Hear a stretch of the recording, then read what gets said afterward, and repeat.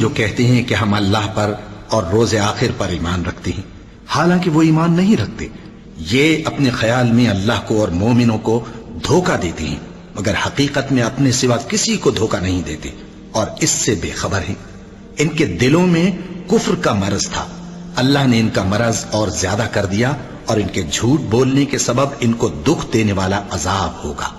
और जब इनसे कहा जाता है कि जमीन में फसाद न डालो, तो कहते हैं कि हम तो इस्लाह करने वाले हैं। देखो, ये बिलाशुबा मुफसिद हैं, लेकिन खबर नहीं रखते। और जब इनसे कहा जाता है कि जिस तरह और लोग ईमान ले आए तुम भी ईमान ले आओ, तो कहते हैं भला जिस तरह बेवकूफ ईमान ले आए हैं उसी तरह हम भी ईमान ले आए। सुन लो कि यही बेवकूफ हैं लेकिन नहीं जानते।